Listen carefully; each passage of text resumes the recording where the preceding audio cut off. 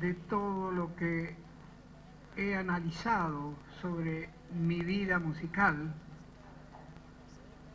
pero tengo que entender positivamente que no es un halago más, es quizás el premio a la perseverancia, al estado de cosas anímicas que anima a nuestro territorio argentino, sus habitantes, y de ahí he concebido, he podido diagramar, pintando los colores del espíritu de nuestra Argentina, el espíritu de esos habitantes que me han dado un lugar de privilegio, quizás sin merecerlo, pero que estoy siempre diciendo estas palabras. Me falta cumplir con este pueblo maravilloso que tanto me ha dado y siempre estoy en falta. Todavía no he terminado de concebir con mis ideas, sobre todo, la posibilidad de encontrarme con un organismo que yo lo pueda manejar durante un tiempo en el año y poder así contribuir a forjar y llevar un poco más de lo que hasta ahora conoce el público argentino de Mariano Mores. Para eso se necesitan herramientas que son necesarias, en este caso, escribir, orquestar. No cumple solamente la misión de un músico, sino tener la forma, la manera de poder prodigarse con esmero el sentimiento del pueblo que ha dado lugar al maestro a concebir diferentes estados de ánimo con corcheas, semicorcheas, fusas. Es una manera de expresar de Mariano Mores muy auténtica. No tengo otra alternativa que decirles gracias por darme este momento tan maravilloso, tan espiritual para mí, porque siento los deseos de entonces de un padre como el que he tenido, que fue una maravilla y que lo perdí a los 14 años. Se me fue el hombre que llevaba mi carrera, si podíamos decirlo así. Era muy músico, era un historiador maravilloso, era un hombre muy culto, que lo poco que aprendí de la vida me dejó esa especie de señorío que alternaba con la confidencia de tener los más grandes valores espirituales para poder darle a sus semejantes. Ese era mi papá. Ese fue el hombre que pensó en que esa criatura que tenía esbozando música, preludiando, poniendo las manos sobre el piano, algún día iba a ser generoso y le iba a dejar a su pueblo alguna canción. En vida no lo imaginó, porque yo todavía era un estudiante y tocaba nada más que clásico. Pero este aquí, el momento sublime que me regala papá, en mis pocos años me deja con una familia de 6 hermanos más y una madre de 38 años viuda, mi mamá. Ahí aclaro mi porvenir. No sabía otra cosa que tocar clásico. Me llevaron a una radio, me llevaron a diferentes lugares donde las posibilidades eran bastante caras para mí, porque yo necesitaba comer y dar de comer a mi familia y no tenía medios. Así fue como en ese entonces me toca estar estudiando después de un viaje que había hecho a Europa y había sido, me habían dado un lugar de privilegio para poder estudiar en la Universidad de Salamanca, España. Mi padre tenía que hacer negocios y se llevó a toda la familia. Estuvimos como 2 años en Europa y la Guerra Civil de España nos permitió volver, y ahí fue donde pierdo a mi querido maestro y padre, que me deja huérfano de poder ganarme la vida en algún sentido. No teníamos amistades. Además era un hombre muy celoso y quería saber quiénes podían ser mis amigos. No tenía amigos tampoco. No sé si fue un privilegio, pero salí a la calle y crudamente encuentro un día, me acuerdo como si fuera ayer, visitaba la calle Corrientes por primera vez en un tranvía. Y en ese tranvía veo un cartel que se asomaba en un edificio en la calle Corrientes al 900 frente al Teatro Nacional, donde decía: se necesita pianista, tocar toda clase de música a primera vista, presentarse de 8 a 9 de la mañana. Fue la manera en que se lo cuento al celador del colegio donde yo trabajaba de noche, donde estudiaba, porque no teníamos otra posibilidad. Viniendo de Europa, había dejado todo, y entonces el celador me dice: vos tenés que ganarte la vida de alguna manera, Mariano, porque tenés muy grandes condiciones. Insiste y me dice: volvé a la calle Corrientes. ¿Qué hice? A los 2 o 3 días trato de llegar al lugar que era un café concert de ahora, que se cobraba 1 peso y por sección era la cosa. Se estimulaba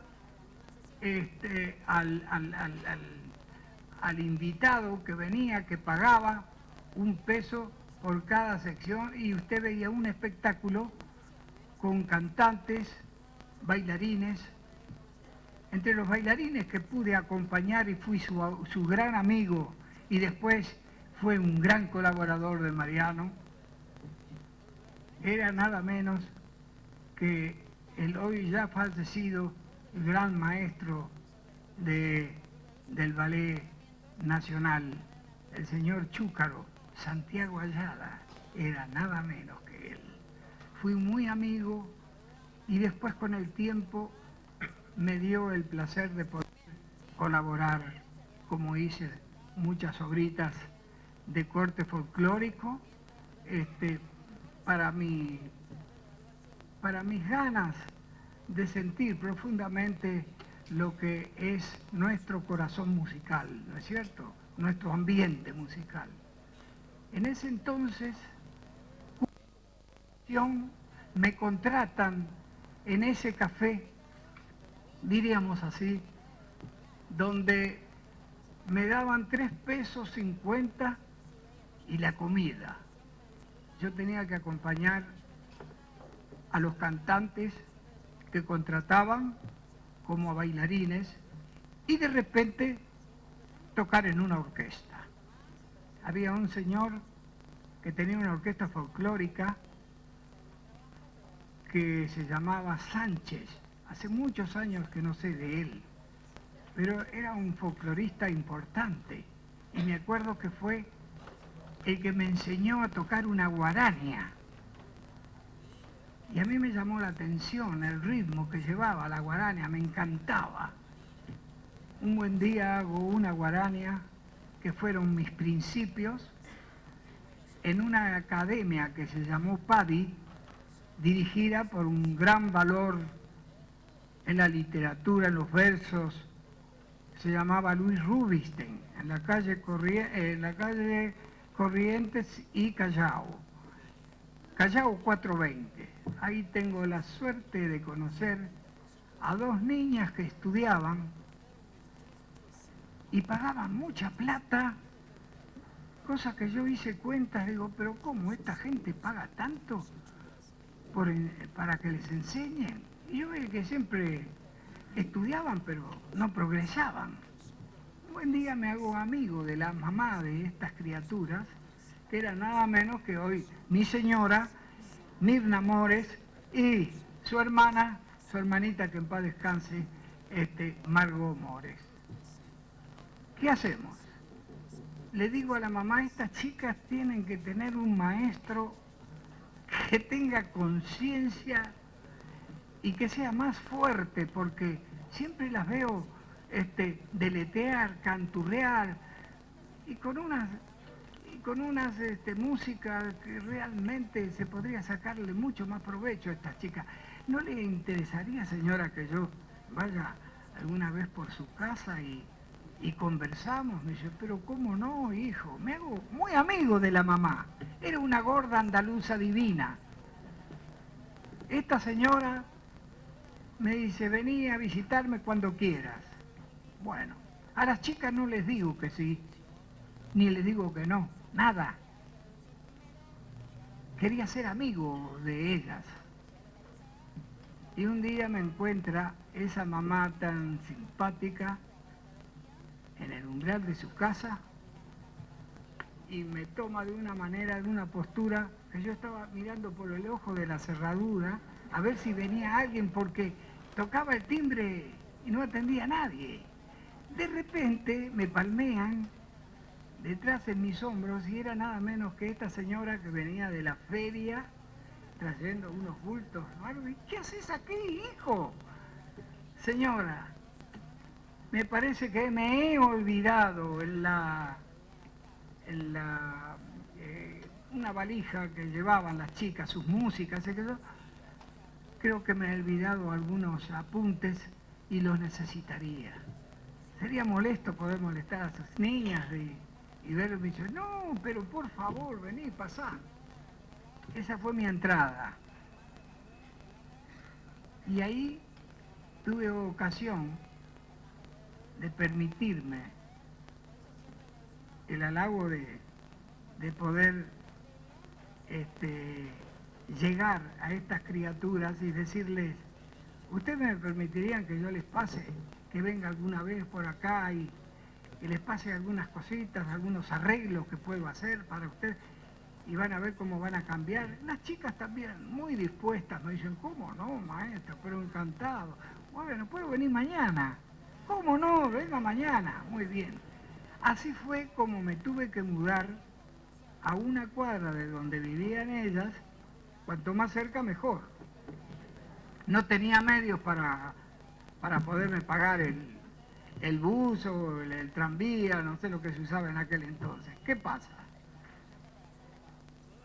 Me considero maestro de ellas y cuando se entera don Luis Rubinstein, ese gran poeta que me había dado oportunidad de hacer 2 canciones con él.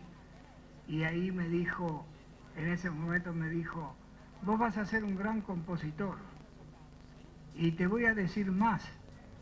A más tardar dentro de 2 años vas a tener el nombre que tienen los famosos. Y yo me reía. Digo, qué lindo lo que me dice. Yo estaba cansado de gente que me contaba y que me decía, no, pero vos tenés que hacer esto, tenés que hacer lo otro y vas a ver que las posibilidades se van a dar.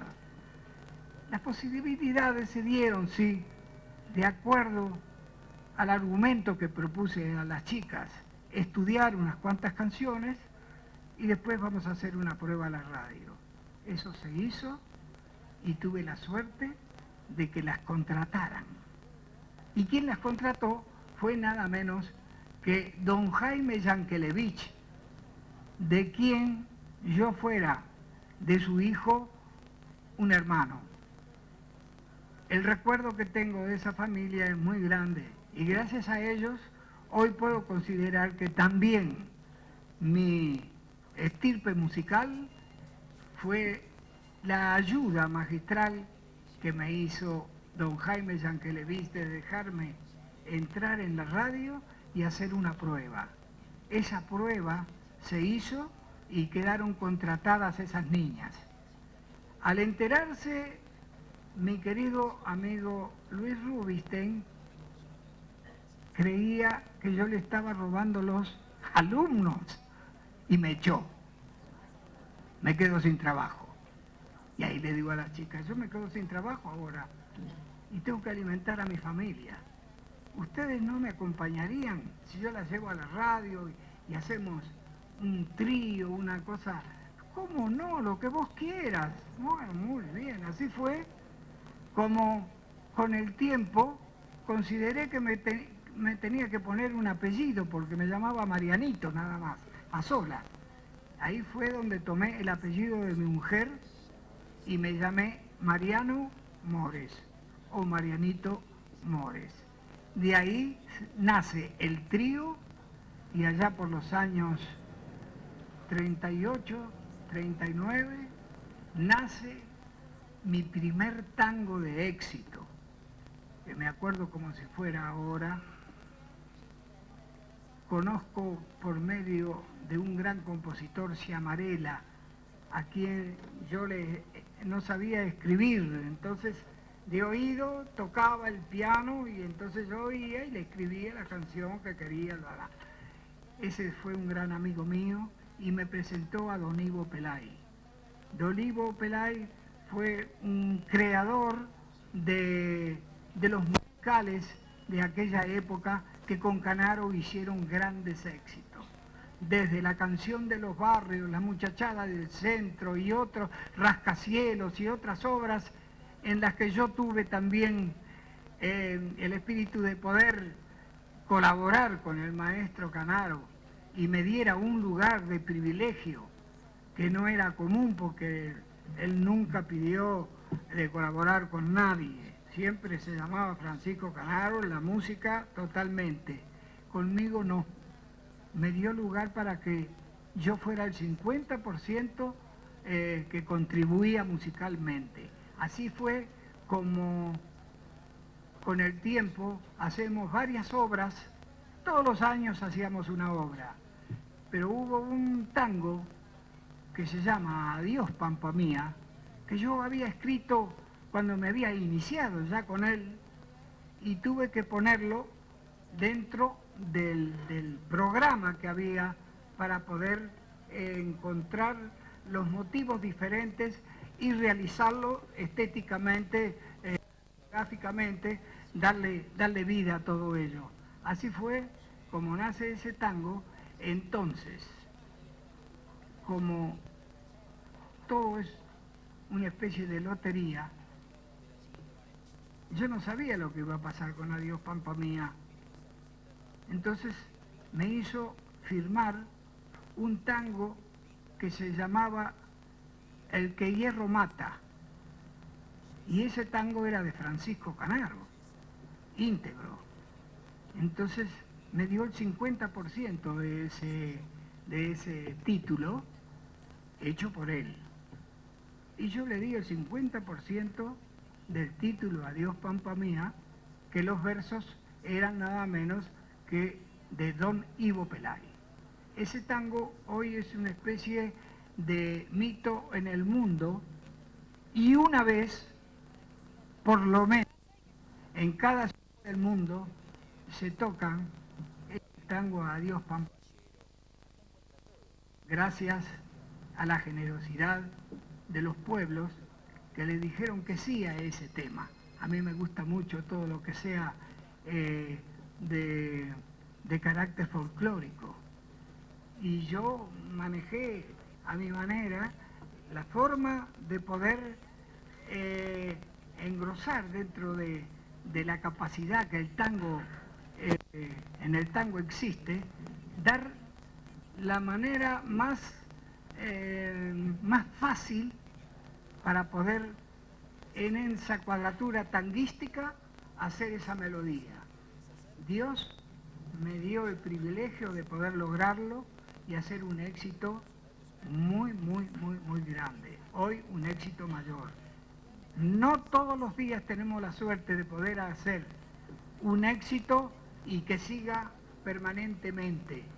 Yo tengo en mi historia de músico, ustedes lo saben, títulos como Cuartito Azul, que fue mi primera obra, que se lo dediqué a mi primera novia, hoy mi mujer, por supuesto.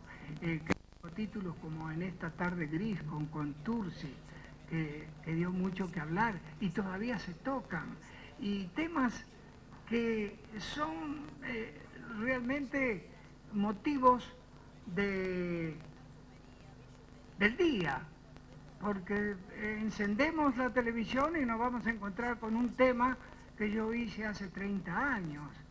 Escuchamos un Adiós Pampa Mía, escuchamos una lágrima tuya, un tema que lo hice de música solamente, y un día me encuentro con que mi gran amigo Homero Manzi, ese maravilloso letrista, ese poeta increíble, me dice: me voy de este mundo, Marianito, y no tengo una obra escrita, no te perdono. Y eso me lastimó tanto que actuaba y tenía el mejor compositor para poder lograrlo, que es Aníbal Troilo, mi gran hermano. Con él escribió cosas maravillosas como Sur, Barrio de Tango, qué sé yo, una cantidad maravillosa de cosas que han quedado y que hoy son clásicos. Yo digo, pero yo no tengo nada para darte, únicamente te voy a mostrar algo. Estoy escribiendo un tema para orquesta, escúchalo. Y me voy al comedor y empiezo a tocar. Una lágrima tuya era. Después, concebido con la letra. Una lágrima tuya me moja el alma mientras rueda la luna por la montaña. Eso fue una cosa. ¿Y con qué lo hice? Lo hice con dos temas folclóricos. Con el malambo, trum, pam, pam, pam, pam. Voy al piano esto, porque a ustedes les va a gustar escucharlo como nació, de alguna manera, y lo voy a hacer.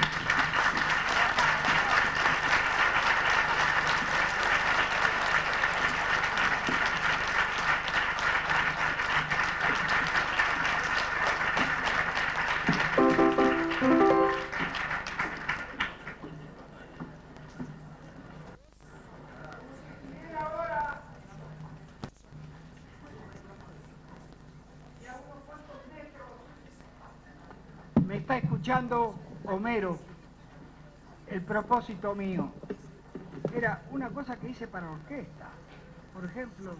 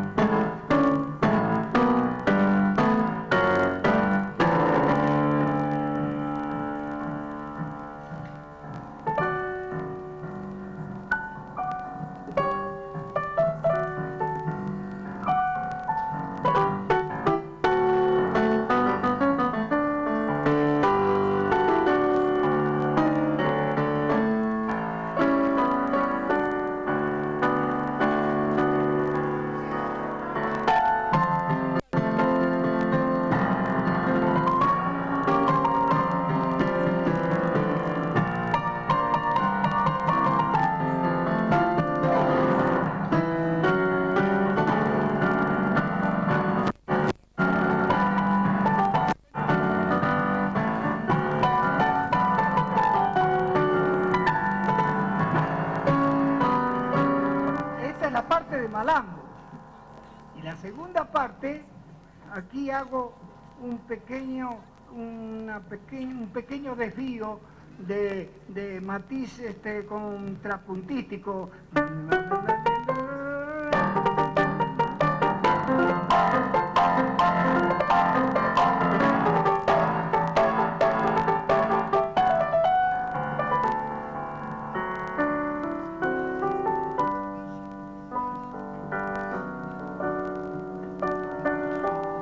Es una huella.